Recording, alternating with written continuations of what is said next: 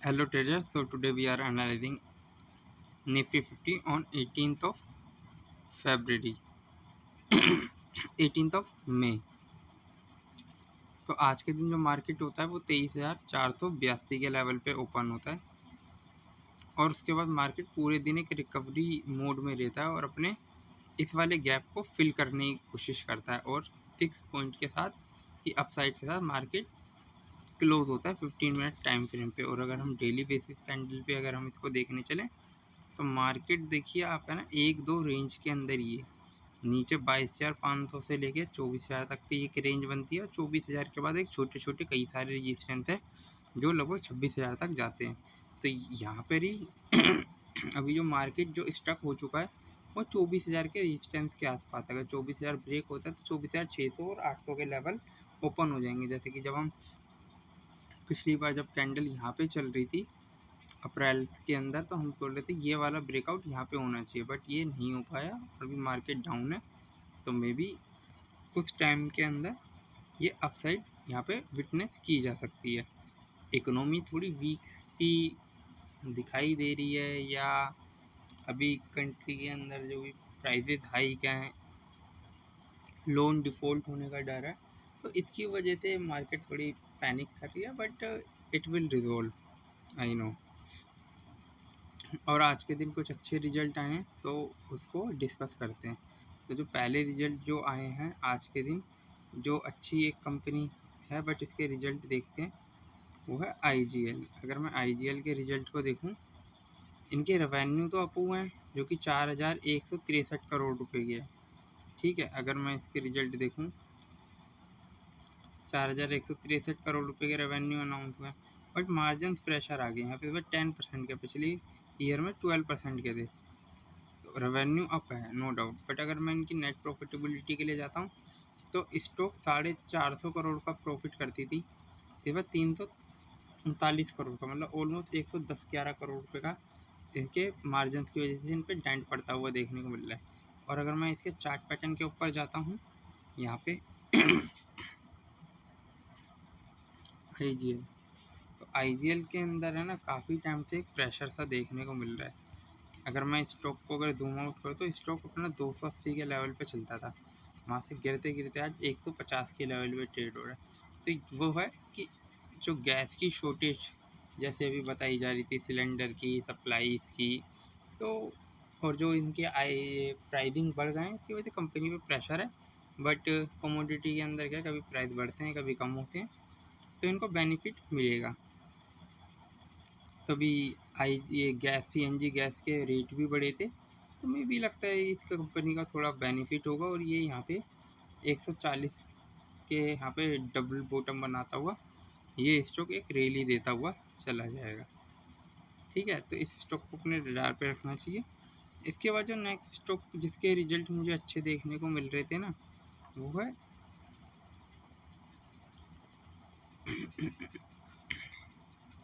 जायडूस wellness. इस बार इन्होंने जो इनके प्रॉफिट आए हैं वो 1485 करोड़ रुपए के आए हैं, जो कि Q और Y दोनों में इम्प्रूव होते हुए देखने को मिल रहे हैं। मार्जिन भी देखेंगे तो 18% के इस क्वार्टर के अंदर, बच्चे पिछले क्वार्टर के अंदर 6% के थे और पिछले ईयर में 21% के थे। तो मार्जिन में थोड़ा सा डेंट देखने को मिला, प्रॉफिटेबिलिटी इम्प्रूव हुई है। पिछले 2 क्वार्टर के अंदर कंपनी लॉस में थी, इस बार 162 करोड़ रुपये का प्रॉफिट अनाउंस कर दिया है कंपनी ने। और अगर देखा जाए तो 10 करोड़ रुपीज़ का एक तरीके से डाउन है पिछले ईयर से कंपेयर करें। बट एक जायडूस वेलनेस अच्छे प्रोडक्ट बनाती है, काफ़ी रेपुटेटेड नेम्स हैं इसके। अगर मैं इसके चार्ट पैटर्न पे चले के देखूं तो जायडूस वेलनेस किस तरीके के, ये देखिए ये स्टॉक है ना अपने इस डाउनफॉल ट्रेंड लाइन को ब्रेक करके अपसाइड के लिए चला गया। तो अब इस स्टॉक के अंदर एक तो पहला सपोर्ट यहाँ पे बनेगा जो कि स्ट्रॉन्ग है 482 पे। अगर 482 से लेके ये अपनी अपसाइड के लिए रैली के लिए जा सकता है, तो इस स्टॉक को अपने रडार पे रखना चाहिए। और जो मेरे को इसके हाई जाते हुए 550 तक ये स्टॉक रैली कर सकता है, तो यहाँ से एक 10% की मुझे अपसाइड देखने को मिलती है, तो इस स्टॉक को अपने रडार पे रख सकते हैं। इसके बाद जो नेक्स्ट स्टॉक जिसके रिजल्ट अच्छे और स्ट्रॉन्ग देखने को मिल रहे थे वो है एस्ट्रल पाइप। एस्ट्रल के क्वार्टर रिजल्ट देखेंगे तो वो भी देखेंगे हाईएस्ट एवर सेल्स अनाउंस करी है 2088 करोड़ की। मार्जिन ऑलमोस्ट फ्लैट ही है पिछले ईयर के कंपेयर करेंगे 18% के। नेट प्रॉफिटेबिलिटी को देखें तो 213 करोड़ रुपए की, जो कि हाईएस्ट एवर देखने को मिल रही है किसी भी क्वार्टर के अंदर। अगर मैं यहाँ पे जाके देखता हूँ तो मार्च 2023 के अंदर 206 करोड़ का प्रॉफिट था और आज 213 का, तो हाईएस्ट एवर प्रॉफिट अनाउंस किया है। और किसी भी तरीके की अदर इनकम नहीं है, मतलब ओनली ऑपरेटिंग फ्रॉम बिजनेस इनकी जो रेवेन्यू हुई है 213 करोड़। अब एस्ट्रल के का अगर चार्ट पैटर्न देखें कि एस्ट्रल किस तरीके से चल रहा है, अगर आप देखें एस्ट्रल पाइप, एस्ट्रल लिमिटेड, ये स्टॉक सीरियसली एक टाइम पे है ना 2024 के लेवल पे ट्रेड कर रहा था। ये देखिए यहाँ पे 5 जुलाई 2024 के आसपास इसने अपने हाई बनाए थे 2433 के। वहाँ से स्टॉक करेक्ट होते होते ऑलमोस्ट 50% करेक्ट हो गया था और 1200 के लेवल पे आ गया था। और आज भी ये स्टॉक मतलब 1545 के आसपास चल रहा है और मुझे लगता है कि ये यहाँ तक ब्रेकआउट के लिए जाएगा तो 1750 तक यहाँ से निकल सकता है। तो यहाँ से भी 10 to 11% की अपॉर्चुनिटी मुझे दिखती है एस्ट्रल पाइप के अंदर।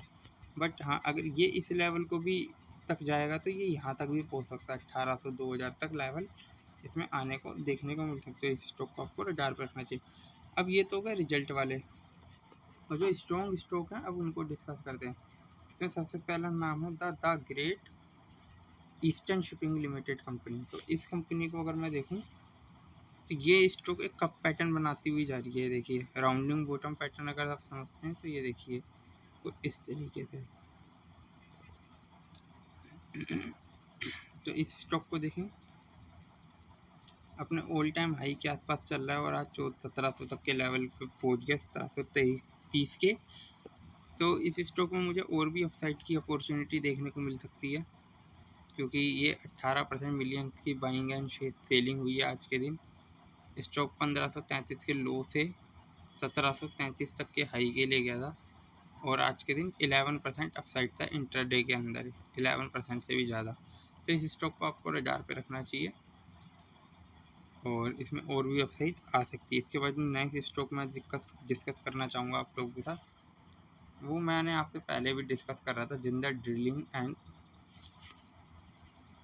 इंडस्ट्री। अगर मैं ये स्टॉक को मैं आपसे देखूँ ना, मैंने आपसे यहाँ पे भी डिस्कस किया था ऑलमोस्ट इस वाले कैंडल पे, यहाँ पे फिर यहाँ पे भी जिससे ये 2 दिन गिरावट है और आज फिर भी स्टॉक उसी के हाई पे गया 690 तक।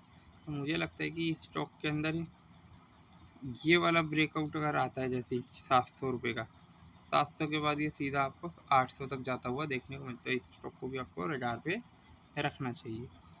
इसके बाद जो कुफोर्ज अगर मैं देखूँ तो आप मेरी 8 मई की वीडियो को जाके देख सकते हो, जिसमें मैंने आप लोगों से डिस्कस करा था कि ये स्टॉक में पोटेंशियल देखने को मिल रहा है। अगर मैं 8 मई का कैंडल पकड़ूँ, 8 मई के कैंडल पे जो हाई था 1374 रुपये का था, उसके अगले दिन इसने हल्की सी अपसाइड के बाद डाउन जाता गया। अगर किसी ने भी अभी पीछे हाल फिलहाल में इस स्टॉक को पिक किया होता तो 3 से 4% ईजिली बन सकता। तो इस स्टॉक में पोटेंशियल है। ये स्टॉक जैसे ही यहाँ का ब्रेकआउट देगा 1380 का, तो ये स्टॉक लगातार 1650 तक जा सकता है। तो यहाँ से भी 15% की इसके अंदर एक अपसाइड आ सकती है। तो इस स्टॉक को आपको रडार पे रखना चाहिए, इसीलिए डिस्कस कर रहा हूँ। इसके बाद एक और स्टॉक है जो स्ट्रॉन्ग सा दिख रहा था आज के, ग्लैंड फार्मा। तो आज के दिन अगर आप देखें तो मार्केट थोड़ा ना वीक सा देखने को मिल रहा है और ये स्टॉक अगर देखें तो 4000 से ऊपर के लेवल पे ट्रेड कर रहा था। ये देखिए यहाँ पे 17 अगस्त 2021 के आसपास ये स्टॉक 4000 के आसपास था। आज ये 50% डिस्काउंट पे अवेलेबल है और स्टॉक में वॉल्यूम आज के दिन काफ़ी अच्छा देखने को मिल रहा है। स्टॉक अगर मैं देखूँ 15% अपसाइड के लिए पे क्लोज हुआ है, जबकि इंट्राडे के अंदर 16 to 70% के तक गया था। तो ये 22 107 रुपये के हाई तक गया था आज के दिन इंट्राडे के अंदर। क्लोजिंग 2156 पे दे रहा है और 2034 के लो से रैली दिया था। तो इस स्टॉक में और भी अच्छा पोटेंशियल देखने को मिल सकता है 7 मिलियन शेयर की बाइंग के साथ। स्टॉक अपने यहाँ पे मल्टी टाइम रेजिस्टेंस को फेस करके ब्रेकआउट करने की कोशिश कर रहा है। अगर मैं आपको दिखाऊं तो ये ड्राइंग को क्लियर करने दीजिएगा। स्टॉक यहाँ से गिरा, एक बार ब्रेकआउट करने की कोशिश, 2 बार, 3 बार, 4 बार, ये 5वीं बार ब्रेकआउट कर रहा है। तो आने वाले टाइम में जैसे ही ब्रेकआउट करेगा तो स्टॉक आपको 2800-3000 तक के लेवल पे जाता हुआ देखने को मिल सकता है। तो दोस्तों, जो भी मेरी डिस्कशन हुई है, चाहे वो IGL, जाइडूस, एस्ट्रल के रिजल्ट के लिए हो या अदर जो भी मैंने स्टॉक आप लोगों से डिस्कस करें, किसी भी तरह की बाइंग और सेलिंग रिकमेंडेशन नहीं है, only for study purpose I am discussing with you my knowledge. तो थैंक यू फॉर वॉचिंग। मेरे चैनल को लाइक करें, सब्सक्राइब करें, चैनल ट्रेडिंग। Okay, bye.